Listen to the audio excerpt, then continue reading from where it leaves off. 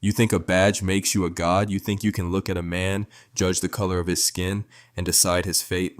Officer Blaine Tucker thought exactly that. He took one look at a beat-up truck and the black man staying in a cheap motel and saw nothing but an easy target. What he failed to see was the classified history, the medals locked away in a safe back in Virginia. When Tucker snapped those cuffs shut, he believed he had won, but the moment the suspect met his gaze and whispered those chilling words, "Call my SEAL team," he wasn't pleading for help, he was issuing a warning, and when the sky filled with the thunder of rotors, Officer Tucker understood far too late that he had arrested the wrong kind of legend. The rain in Jericho County never truly washed anything clean and only made the grime slicker underfoot. A rusted Ford F-150 rolled into the gravel lot of the Starlight Motel, its engine growling to a stop. The neon sign above flickered weakly, the letter M long since burned out, so it now read Starlight Hotel. The driver killed the ignition and sat in silence for a moment, listening to the engine cool and the rain beat its restless rhythm against the roof. Darius Kane drew in a deep breath, the scent of wet pine and worn upholstery filling his lungs. At 6 feet 4 inches, with shoulders broad enough to fill the driver's seat and hands that looked capable of crushing stone, he carried the presence of a man who had seen too much. Yet his eyes were heavy with exhaustion. He had not come seeking trouble. He had come for a funeral. His former petty officer, a young man named Mason Reed from the teams, had overdosed in this forgotten corner of the world. Darius had traveled a long way to make sure Mason's mother could give her son a proper burial and to pay his respects in person. He wore nothing more than faded gray jeans and sturdy work boots. To anyone passing by, he might have seemed like just another drifter or a working man down on his luck. That was precisely what Officer Blaine Tucker chose to see. From his patrol cruiser parked in the shadows of a closed gas station across the street, Tucker watched. He had been on the force for several years, and his reputation balanced precariously between aggressive and reckless. He was the sort of officer who buffed his badge until it shone like a weapon, yet somehow forgot the oath that came with it. "Dispatch, this is Unit 4 Alpha," Tucker said into his radio, his eyes narrowing as Darius stepped out of the truck. "I've got a suspicious vehicle at the Starlight, out-of-state plates. Subject is a large black male, looks agitated." 10-4 Alpha, any specific probable cause?" the dispatcher replied, her tone flat and uninterested. "Vehicle matches the description of a truck involved in suspicious drug activity reported recently," Tucker lied without hesitation. He had no such report. What he had was a quota to meet and a prejudice he carried as comfortably as his own skin. "I'm going to initiate a consensual contact." He didn't wait for an answer. Shifting the cruiser into drive, he crossed the street, tires crunching over wet asphalt. He left the lights off, craving the advantage of surprise. Inside room 104, Darius had barely set his duffel bag on the stained carpet when the smell of mildew and cheap lemon polish hit him. He pulled out his wallet and stared at the photograph of his old squad. Mason smiled from the back row. Darius ran his thumb over the image, grief rising like a tide in his chest. He removed his concealed carry holster. His permit was valid in every state thanks to his status, and placed his Sig Sauer P226 on the nightstand beside the badge he kept buried deep in a leather wallet he hadn't opened in months. All he wanted was sleep. The sharp knocks came suddenly, bang, bang, bang, rattling the thin door. Darius froze. He wasn't expecting visitors. Peering through the peephole, he saw the distorted image of a uniform, a buzz cut, and a jaw clenched in arrogance. He opened the door just a crack. The chain still latched. "Can I help you, officer?" Tucker pushed against the door, testing the chain's strength. "Open the door fully, sir. We need to have a chat." "About what?" Darius asked, his voice low and steady. He kept his hands in plain sight, resting on the doorframe. He knew how these encounters went. He knew the numbers all too well. "We've had reports of drug trafficking in this motel involving a truck like yours," Tucker said, his hand drifting to his holster. "I need to check your ID and search the vehicle." Darius exhaled slowly. "Officer, I just arrived. I'm here for a funeral. My truck is clean. I'm not consenting to a search." Tucker's face darkened with irritation. He was not accustomed to hearing the word no in Jericho County. No usually led to a night in a holding cell. "I smell marijuana coming from the room," Tucker declared, the lie sliding out far more easily than the truth ever could. "That gives me probable cause. Open the damn door or I'll kick it in for obstruction." Darius stared at him, unflinching. He didn't smoke, he didn't drink. His body was a disciplined instrument honed for battle. But in that moment he understood that the truth meant nothing to Blaine Tucker. "I'm going to close the door to take off the chain," Darius said calmly. "Please don't shoot." He closed it, slid the chain free, and opened the door wide. Tucker stormed inside, rain sweeping in behind him. He didn't search for drugs. He got straight in Darius's face, trying to dominate a man who had stared down warlords in the Hindu Kush. "Turn around, hands behind your back." "Am I under arrest?" Darius asked without moving. "You are now," Tucker sneered, seizing Darius's wrist. "Resisting an officer, disorderly conduct, and whatever else I find in this dump." Darius didn't flinch. In his mind, he calculated exactly how he could disarm Tucker, break his arm, and have him on the floor before the radio even hit the ground, but he also knew what the headlines would say. Crazed veteran attacks hero cop. He couldn't do that to Mason's memory. He couldn't do that to the team's. So, Darius Kane, Master Chief Special Warfare Operator, retired, turned around. "You're making a mistake," he said softly as the cold steel of the handcuffs bit into his wrist. "The only mistake," Tucker grunted, cinching them tighter than necessary, "was you coming into my town." The rain had grown heavier, turning the parking lot into a shallow lake. Tucker marched Darius out of the room, shoving him toward the cruiser. A few motel guests had stepped onto the balcony, a trucker and a wife-beater, a young couple holding each other close. They watched in silence, some raising their phones to record. Tucker loved an audience. He puffed out his chest. "See, folks, just keeping the streets safe. Another dealer off the board." Darius was pushed into the back of the cruiser. The hard plastic seat cramped his large frame. Through the plexiglass, he watched Tucker return to room 104 and begin tossing the place. The officer emerged holding Darius's wallet and the Sig Sauer in an evidence bag, his expression triumphant. "Got you," Tucker said, sliding into the front seat. "Unregistered firearm, that's a felony."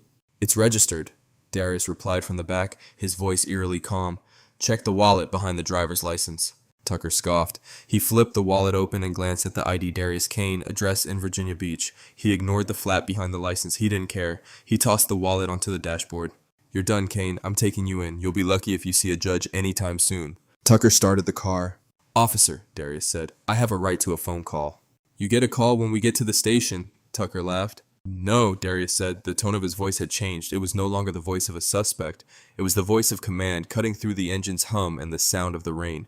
"You are detaining a Tier 1 asset on a federal timeline. If I do not check in soon, a protocol you do not understand will be initiated. Give me my phone." Tucker slammed on the brakes before they had even left the lot. He turned around, his face flushed red. "Who do you think you are, some kind of Rambo? You're a nobody with a gun in a cheap motel." "My name is Master Chief Darius Kane," he said, enunciating every syllable, "and I am asking you for the safety of your career in this precinct to let me make a call." Tucker stared at him. There was something in Darius's eyes, a cold, shark-like emptiness that raised the hair on Tucker's arms. Doubt flickered for a fraction of a second, but Tucker's ego crushed it. "Shut up," Tucker muttered, but he didn't drive away. He picked up the radio. "Dispatch, 4 Alpha, bringing one in. He's talking crazy, claims to be military." "4 Alpha copy. Do you want me to run his service record?" "Yeah, run it, Darius Kane." Tucker waited, smirking at Darius in the rearview mirror. "We'll see who you are in a second." Silence stretched, then the radio crackled.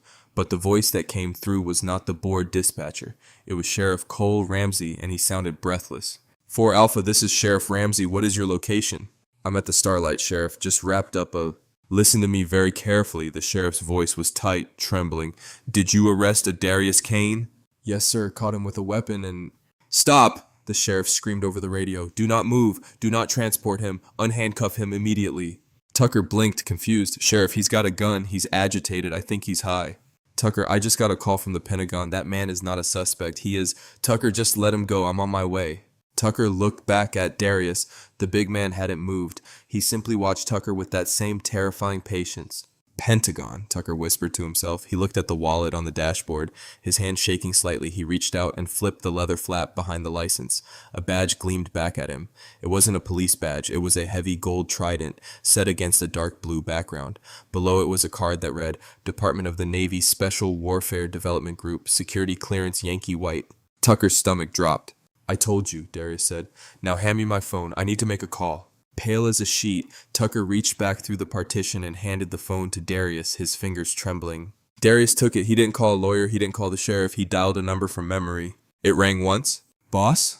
"It's me," Darius said. "I've been detained by local law enforcement in Jericho County. Hostile interaction. I'm going to miss the check-in window." There was a pause. Then the voice of Commander Elena Cross, the leader of his old unit, came through sharp and alert. "Are you safe for now?" "The officer is unstable." "Understood," Elena said. "You said to call the team before you left if things went south. Is this that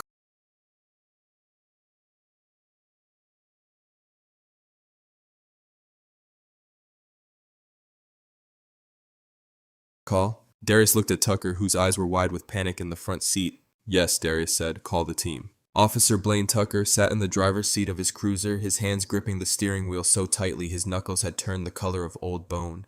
The rain was no longer a drizzle. It was a deluge, hammering against the roof like thousands of tiny fists. Inside the car, the air was thick with the smell of wet wool and fear. Behind the plexiglass partition, Darius Kane sat in silence. He hadn't spoken since making the call. He didn't need to. He simply leaned his head back against the seat, closed his eyes, and waited. His breathing was slow and rhythmic, a sharp contrast to Tucker's jagged, shallow gasps. "You think you're scaring me?" Tucker muttered, though his voice lacked any real conviction. It was a reflex, a desperate attempt to reclaim the power slipping through his fingers like sand. "You make a call to some buddy in the service, think that gets you out of a felony? This is Jericho County, pal. My county." Darius opened one eye. It was a cold, dark abyss. "It's not your county anymore, officer. It's a landing zone." Before Tucker could reply, blue and red lights exploded in the rearview mirror. Sheriff Cole Ramsey's SUV screeched into the lot, fishtailing on the wet gravel before slamming to a halt just inches from Tucker's bumper.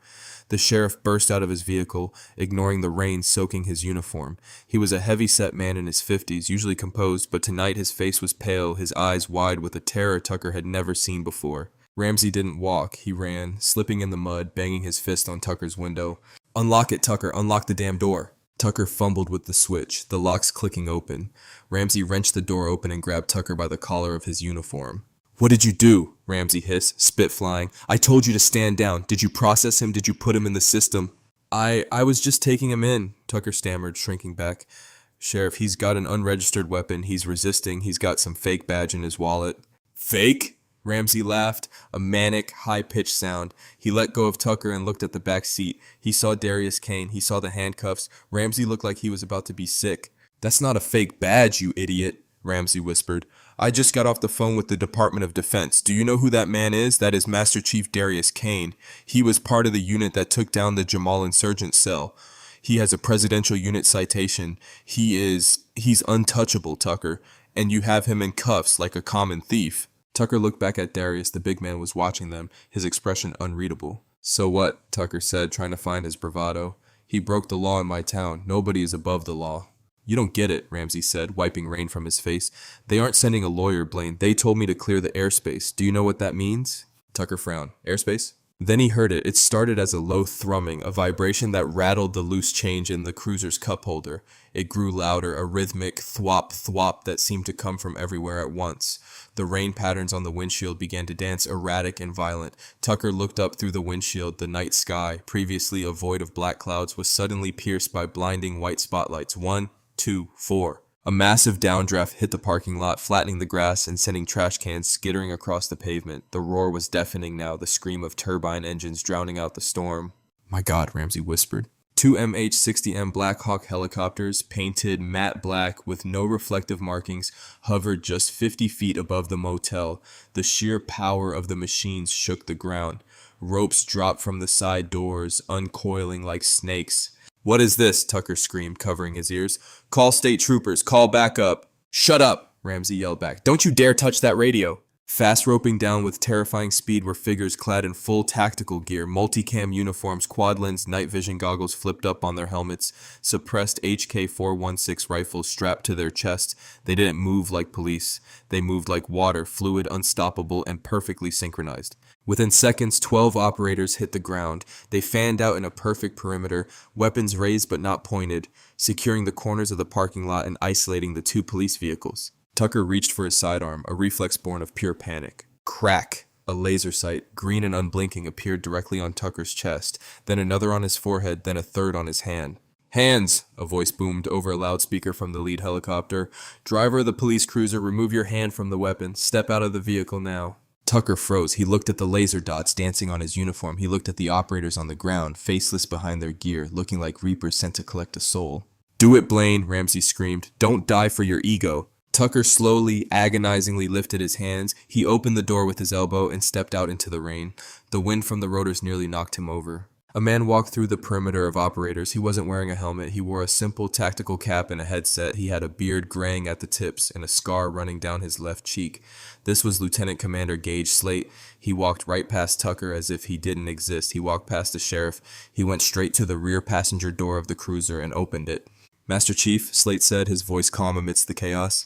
"Apologies for the delay. Weather was a bit soupy over the ridge." Darius turned his body so his handcuffed hands were visible. "Good to see you, Gage. You made good time." Slate's eyes dropped to the handcuffs. The playful look vanished from his face, replaced by a cold, hard rage that seemed to lower the temperature of the parking lot by 10 degrees. He reached into his vest, pulled out a pair of heavy-duty bolt cutters. He didn't even bother asking for the key, and snapped the chain of the cuffs with a single, powerful crunch. Darius rubbed his wrist and stepped out of the car, towering over everyone. Slate turned slowly to look at Officer Tucker. "Who put the bracelets on him?" Slate asked. He didn't shout. He didn't need to. Sheriff Ramsey pointed a trembling finger at Tucker. "He did, Officer Blaine Tucker. I tried to stop him." Slate walked over to Tucker. He stood inches away from the officer's face. Tucker was shaking uncontrollably now, the reality of his situation crashing down on him. "You arrested Darius Kane," Slate said, his voice flat.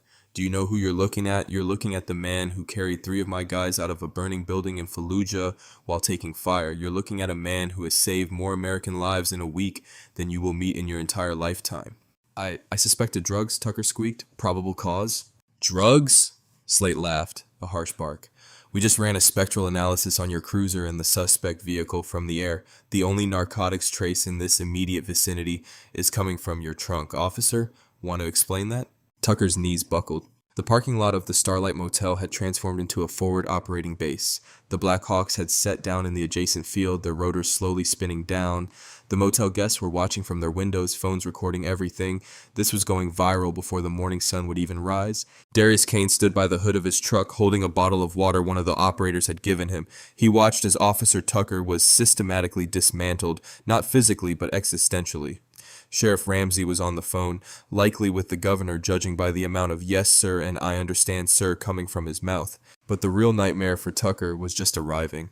A black government SUV with diplomatic plates tore into the lot, bypassing the police barricade that had been hastily set up by confused local deputies. Out stepped a woman in a sharp trench coat holding a briefcase. She had short, severe hair and glasses that seemed to magnify the intensity of her glare. This was Captain Lena Holt of the JAG Corps, the legal shark the Navy sent when they wanted to leave no survivors. She walked straight to Darius. "Master Chief, are you injured?" "Bruised wrist, bruised ego," Darius replied with a faint smile. "I'm fine, Captain." "Good," Holt said, turning on her heel to face Tucker and Ramsey. She opened her briefcase on the hood of the sheriff's car, oblivious to the rain. "Officer Blaine Tucker," she began reading from a document. "Badge number 4922. 3 prior complaints of excessive force, all dismissed by Internal Affairs. 2 complaints of racial profiling, settled out of court with taxpayer money." Tucker, who was now leaning against his cruiser for support, looked up. How do you have that?" "I have everything," Holt said without looking up. "We are the United States government, Officer Tucker. When you detained a Tier 1 asset without cause, you authorized us to look into your life with a microscope. And frankly, it's disgusting." She pulled out a plastic bag containing a small sealed packet. "My team swept your cruiser," Holt said. "We found this under the spare tire in your trunk. 2 ounces of confiscated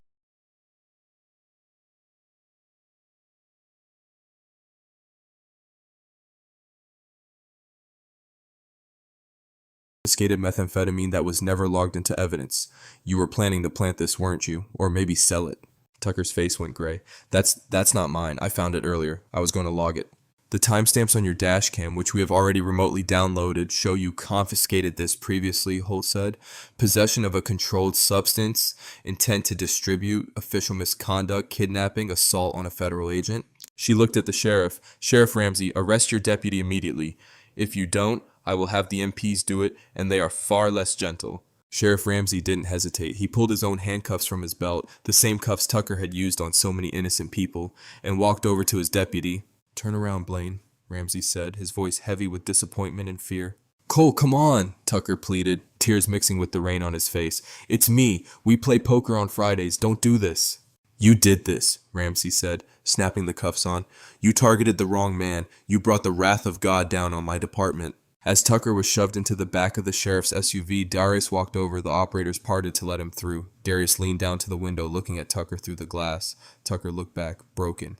The arrogance was gone. The bully was gone. All that was left was a scared little man who had realized too late that the badge didn't make him a king. "See?" Darius said softly, his voice muffled by the glass.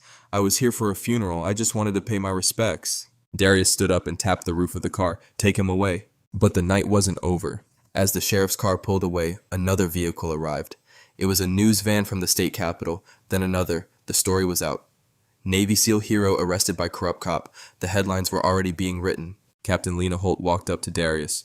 Master Chief, we have a situation. The local DA is trying to save face. He's claiming you resisted arrest and that the search was legal. He wants to drag this out. Darius sighed. I don't have time for court, Captain. I have to bury Mason. You won't have to go to court, Gage Slate interrupted, walking up with a satellite phone in his hand. We just got a call from the governor and he's got the president on the other line. Seems the commander-in-chief isn't too happy about one of his SEALs being harassed on U.S. soil. Slate handed the phone to Darius. He wants to speak to you. Darius took the phone. Mr. President? He listened for a moment, then nodded. Thank you, sir. Yes, sir. I'll be there. He handed the phone back to Slate. What did he say? Holt asked. He said the charges are dropped with prejudice, Darius said, and he said he's sending an FBI task force to audit the entire Jericho County Police Department. Darius looked at the flashing lights of the police cruisers, the embarrassed deputies standing in the rain, and the Blackhawks spooling up their engines. Justice is coming, Darius said, but first I have a funeral to attend. We're coming with you, Slate said. Mason was one of us. We don't let a brother walk alone. But the funeral? Darius hesitated. It's a poor family. They can't afford much. Slate smiled. Chief, look behind the second chopper. Darius looked. Emerging from the darkness of the field were 4 more men. They were carrying a casket. It wasn't a cheap wooden box. It was polished mahogany with silver handles draped in a pristine American flag. We brought him home, Slate said, and we brought the checkbook. The teams take care of their own. Darius felt a lump rise in his throat. He had faced torture, war, and death without blinking, but seeing his brother standing there ready to honor the fallen young man he had tried to save, that broke him. He nodded, unable to speak. Let's move out, Slate ordered. Convoy formation. We're escorting the chief to the church. As the convoy of military SUVs and Blackhawks prepared to leave, the remaining Jericho County police officers stood in the rain, watching in awe and shame. They had thought they were the power in this town. They had thought they could push people around because they had a badge. They had learned a hard lesson that night. There are wolves, there are sheepdogs, and then there are the dragons. And you never ever wake the dragon. The storm had passed, leaving the sky a bruised purple that slowly bled into a pale, clean blue. The convoy left the Starlight Motel. It was a sight the residents of Jericho County had never seen and would never forget. Leading the pack was Darius's rusted Ford F-150, now flanked by 2 matte black SUVs with government plates. Behind them, the massive transport truck carrying the remains of Petty Officer 2nd Class Mason Reed rumbled solemnly. Overhead, one of the Blackhawks flew a low, slow circle, a guardian angel watching over the procession. They drove away from the highway, deeper into the hollows, the part of town the police usually ignored unless they were looking to meet a quota. The houses here were small, sided with peeling clapboards sitting on overgrown lots. When the convoy pulled up to the Mount Zion Baptist Church, the engine noise drew people out of their homes. It wasn't fear this time, it was awe.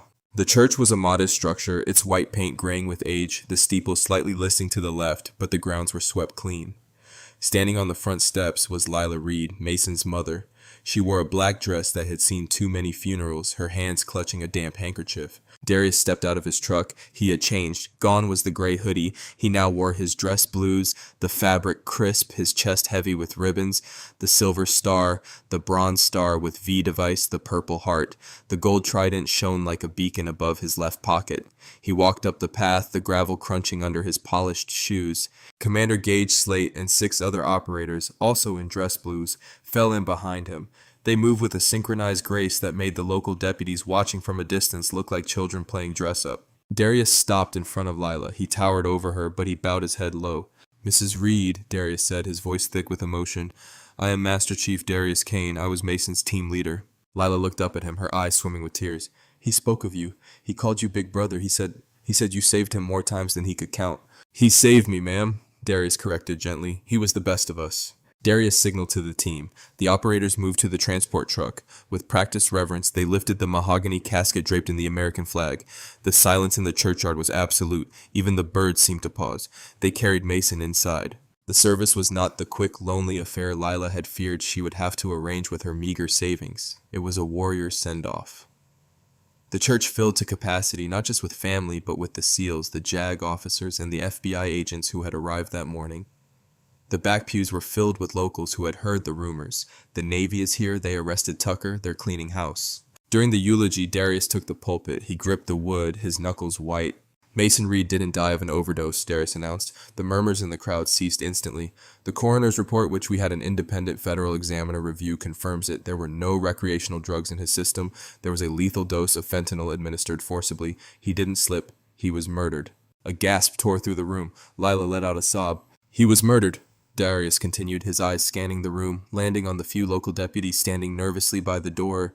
Because he came back home and saw something he wasn't supposed to see, he saw a pipeline of poison running through this county protected by a badge. Darius looked directly at Lila. "We didn't just come to bury him, Mrs. Reed. We came to finish his mission." As the service ended, the team carried the casket to the graveside. The air was still. "Present arms," Slate barked. 7 rifles snapped up. Crack, crack, crack. The 3-volley salute echoed off the distant hills. Then the bugle player, a young sailor brought in from the base, played taps.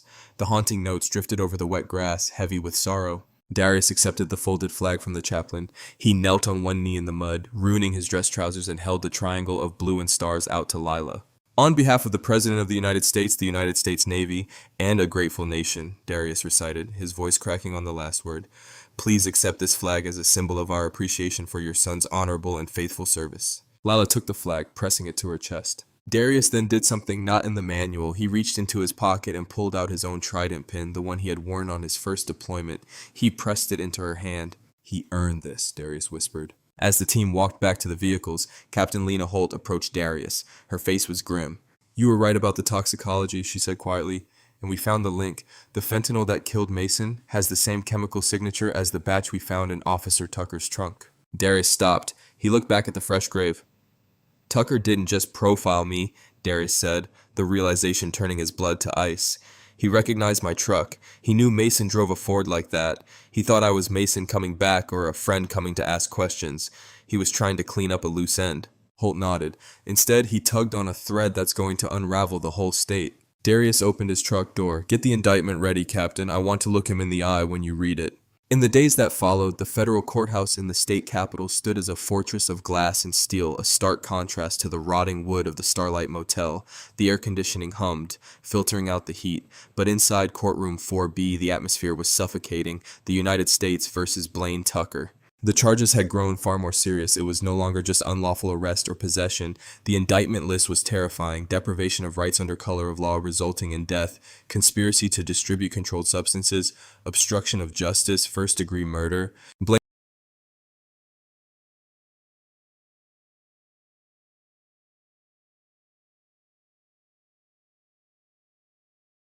Blaine Tucker sat at the defendant's table. He looked smaller than he had that night in the rain. His uniform was replaced by a cheap suit that didn't fit. His buzz cut had grown out into patchy, thinning hair. He wouldn't look at the gallery. He couldn't. The gallery was full. On the left side sat the blue wall, supporters, police union reps, and family members holding signs that said, "Support our police." But the wall was thin. The FBI audit had been thorough. Half of the Jericho County Sheriff's Department was already under indictment or had resigned in disgrace. Sheriff Ramsey was noticeably absent. He had cut a plea deal and was currently testifying before a grand jury in another room. On the right side of the gallery sat the green wall. Darius Kane sat in the front row. Next to him was Commander Gage Slate. Behind them were 20 members of the SEAL teams, all in civilian clothes, but their presence was louder than any shout. Lila Reed sat between Darius and Slate. The prosecutor was Captain Lena Holt. She had requested special permission to second chair the federal prosecutor Robert Vance, a man known in legal circles as the Butcher for his conviction rate. Tucker's defense attorney, a sweaty man named Lionel Graves, stood up to cross-examine Darius, who was currently on the witness stand. "Mr. Kane," Graves began, trying to sound authoritative, "you admit that on the night in question you were carrying a firearm, a legally registered firearm?" "Yes," Darius said calmly. "But you failed to inform the officer immediately," Graves pressed. "Don't you think Officer Tucker was justified in fearing for his life? A large man, late at night in a high-crime area?" Darius leaned into the microphone. "I am a Tier 1 operator, Mr. Graves. If I wanted to harm Officer Tucker, he would not have had time to fear for his life. He would simply have ceased to exist." The jury, a diverse group selected from 3 counties over, shifted in their seats. "Objection," Graves stuttered. "The witness is posturing." "Overruled," Judge Elias Grant said, looking over his spectacles. "You asked the question, counselor." Graves wiped his forehead. "The defense contends that Officer Tucker made a mistake, a procedural error, not a hate crime, and certainly not a murder conspiracy. He arrested you because of the truck description." "Yes," Darius said. "He did arrest me because of the truck, because he thought I was Mason Reed." Objection, speculation. "I have the evidence." Captain Holt stood up, holding a folder. "Your Honor, the prosecution would like to introduce Exhibit 44B into evidence." Judge Grant nodded. "Proceed." Holt walked to the center of the room. She placed a grainy photo on the projector. It was a text message thread recovered from Blaine Tucker's personal cell phone, the one he had tried to smash when the SEALs landed, but which the FBI forensics team had pieced back together. The text was sent shortly before Tucker knocked on Darius's door. It was sent to a number saved as Sheriff Cole. The text read, "The Ford is back at the Starlight. I think Reed's buddy's here, or maybe Reed faked it. Gonna take him off the board tonight. No witnesses." The courtroom erupted. Graves froze. Tucker put his head in his hands. "Order!" Judge Grant banged his gavel. "Order, or I will clear this court." Holt turned to Tucker. "You didn't think you were arresting a drug dealer, Mr. Tucker. You thought you were finishing a hit. You thought Mason Reed, the man you poisoned previously because he wouldn't take your bribe to run drugs in his truck, had survived or that he had sent help." Holt walked over to the jury box. Officer Tucker saw a black man in a truck and saw two things: a threat to his criminal enterprise and a person nobody would miss. He was wrong on both counts. She turned back to Darius. "Master Chief, what happened when you told him to call your team?" Darius looked straight at Tucker. "He laughed. He told me I was a nobody." Darius paused, letting the silence hang heavy in the air. He forgot that in this country, nobody's a nobody. Every citizen has rights, and some citizens have backup. The trial continued for some time, but it was over in that moment. The defense crumbled. Sheriff Ramsey's testimony later was the final nail in the coffin. Ramsey admitted that Tucker was the enforcer for a ring that moved narcotics through the motel using confiscated trucks to transport the goods. Mason Reed had refused to be a mule, so Tucker silenced him. When the jury returned, they didn't even look at Tucker. "We find the defendant Blaine Tucker guilty on all counts," the foreman read. Tucker didn't cry this time. He just stared blankly at the wall, the weight of his karma finally crushing the air out of his lungs. He wasn't going to a county jail where his buddies could protect him. He was going to federal supermax. As the bailiffs shackled Tucker, real shackles this time, heavy chains around his waist and ankles, Darius stood up. He didn't gloat. He didn't cheer. He simply nodded at Tucker. Tucker looked up, his eyes meeting Darius's for the last time. In Darius's eyes, he saw no hate, only pity. Pity for a man who had everything: authority, a career, a life, and threw it away because he was too small to be a good man. Darius turned to Lila. She was weeping silently, holding the trident pin. "Is it over?" she asked. Darius put his arm around her. "The war is over, Lila. Now we rebuild." Outside the courthouse, the press was waiting, a sea of microphones and cameras. They wanted a soundbite. They wanted the hero shot. Darius walked past them. He walked straight to his truck, the same rusted Ford F-150. He had work to do. The foundation wasn't going to build itself. The wheels of justice grind slow, but when they are greased by the United States Navy in a federal civil rights lawsuit, they grind exceedingly fine. The criminal trial was only the first hammer blow. The second was the civil suit, Kane versus Jericho County. It wasn't a battle, it was a slaughter. With the corruption exposed, the county didn't even try to fight. The settlement was historic: $45 million in damages for wrongful arrest, civil rights violations, and emotional distress, plus an additional undisclosed sum from the police union's insurance carrier. The entire Jericho County Police Department was dissolved by the state legislature, replaced by a new oversight committee and a contract with the state troopers until a vetted force could be built from scratch. But for Blaine Tucker, money was an abstract concept now. His reality was concrete, specifically the 6x8 foot slab of concrete that was his new world at the ADX Florence Supermax facility. They didn't put him in general population. Even the federal government knew that a dirty cop in a yard full of lifers would last about 30 seconds. So they gave him administrative segregation. It sounded bureaucratic and safe. In reality, it was a tomb. Tucker sat on the edge of his steel bunk. It had been a long time since he was processed. A long time of 23 hours inside, 1 hour in a solitary cage outside. No contact with other inmates, no phone calls to old buddies on the force who had all blocked his number long ago anyway. He looked at the wall. He had scratched a calendar into the paint with his fingernail. Why did I stop him? The question played on a loop in his mind, a torture worse than any physical beating. He replayed that night at the Starlight Motel 1,000 times a day. He remembered the rain. He remembered the truck. He remembered the feeling of power he had when he saw the black man opening the door. It was a drug, that feeling, the rush of knowing he could ruin a day or a life just because he wore a badge. He had thought he was the predator. He had thought he was the shark in the tank. He didn't know he was swimming with the Leviathan. "Chow," a guard barked, sliding a tray through the slot in the heavy steel door. Tucker shuffled over. The guard didn't look at him. To the guards here, Tucker was lower than the gang leaders and the terrorists. He was a traitor to the uniform, a cop who used his power to murder and frame. There is no brotherhood for those who stain the shield. Tucker took the tray. It was lukewarm meatloaf. He sat back down. He reached under his mattress and pulled out a crinkled piece of paper. It was a photocopy of a newspaper article his public defender had sent him, maybe out of pity, maybe out of spite. The headline read, SEAL veteran Darius Kane breaks ground on $20 million community center in Jericho. There was a picture. Darius was smiling, holding a golden shovel. Standing next to him was Lila Reed, looking radiant in a Sunday hat. In the background, the skeleton of a massive building was rising from the very lot where the Starlight Motel once stood. Tucker stared at the photo. He had tried to bury that man. He had tried to bury the truth about Mason Reed, and in doing so, he had elevated Darius Kane to a folk hero and destroyed his own life. He looked at Darius's eyes in the photo. Even in newsprint, they held that same calm, terrifying intensity. Call my SEAL team, Tucker whispered the words to the empty cell. He realized now that Darius wasn't threatening him with violence that night. He was offering him a chance to walk away, a chance to not be the villain in a story that would end with Tucker rotting in a concrete box. Tucker wept. Not for the first time, and certainly not for the last. The karma hadn't just hit him, it had swallowed him whole. He would spend the next 40 years in this box, remembering every second of the night he made the worst mistake of his life. Meanwhile, outside the prison walls, the world was moving on, and it was becoming a better place, specifically because Blaine Tucker was no longer in it. Jericho County didn't look like the same place. The roads were paved. The peeling clapboard houses in the hollows had been renovated or replaced with affordable, sturdy housing. The fear that used to hang over the town like a low fog, the fear of flashing blue lights in the rearview mirror, was gone. The new sheriff, a former Marine named Jenkins, walked the beat. She didn't hide in speed traps. She knew the kids by name. She knew the shop owners. She had been handpicked by the Citizens Oversight Committee, a board chaired by none other than Darius Kane. But the heart of the new Jericho was the building that stood at the entrance of the town. It was a masterpiece of modern architecture, glass and timber rising out of the earth.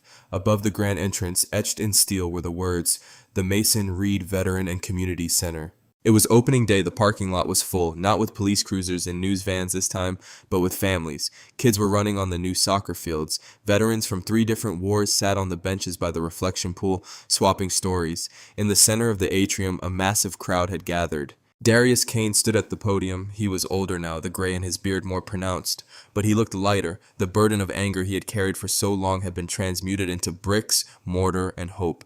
He wore a simple suit today. No medals, no uniform. Today he was just a citizen. Years ago, Darius began, his voice amplifying through the hall, I came to this town to bury a brother. The crowd went silent.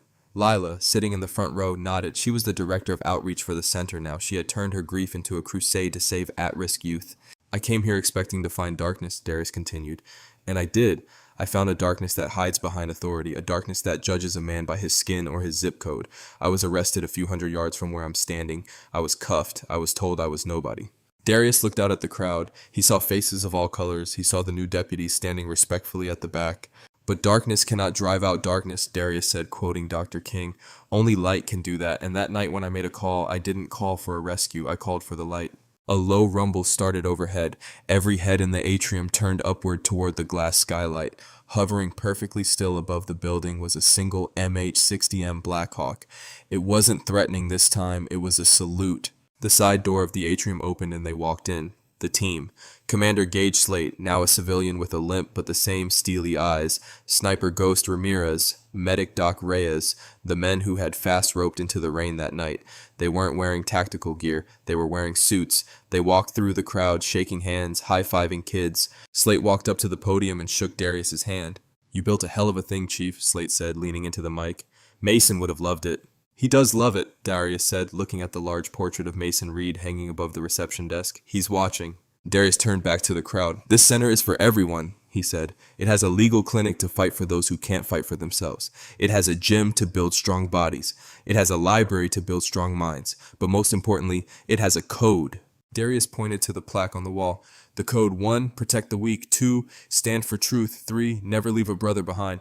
We reclaimed this ground, Darius said, his voice rising. We took a place of trauma and turned it into a fortress of peace. Let this be a warning to anyone who thinks they can abuse their power. The eyes of the world are watching, and if you come for the innocent, if you come for the righteous, you better be ready for the storm. The crowd erupted in applause. Lila stood up and hugged Darius. The team gathered around them. Outside, the sun was setting, casting a long golden glow over Jericho. Far away, in a cold cell, Blaine Tucker stared at the wall, a forgotten ghost of a time that was no more. But here, in the warmth of the center, life was beginning. Darius walked out to the reflection pool. He looked at his reflection in the water. He didn't see a victim. He didn't see a suspect. He saw a man who had kept his promise. He took out his phone. He didn't need to make a call, but he looked at the contact list anyway. The team. He smiled, pocketed the phone, and walked back inside to join his family. What a journey it had been from a rainy motel parking lot to a multi-million-dollar center for justice. Darius Kane didn't just win a lawsuit, he dismantled a corrupt system and built a legacy that will last for generations. And that brings us to the real lesson of this story. True power isn't about the badge on your chest or the gun on your hip. It's about who you stand up for when the rain is pouring and nobody is watching. Officer Tucker thought he had power, but all he had was a position. Darius had purpose, and he had a brotherhood that extended far beyond blood. If this story got your heart racing, if it made you angry and then made you cheer for justice, do me a huge favor. Smash that like button right now. It helps us share these stories with more people. And listen, if you want more stories about karma hitting back, about heroes who don't wear capes but do wear dog tags, hit that subscribe button and ring the notification bell. We have a massive story coming soon about a corrupt judge who messed with the wrong single mother. You do not want to miss it. Share this video with someone who needs to be reminded that justice is real. Thanks for watching, and as always, stay safe, stand tall, and watch your six. See you in the next one.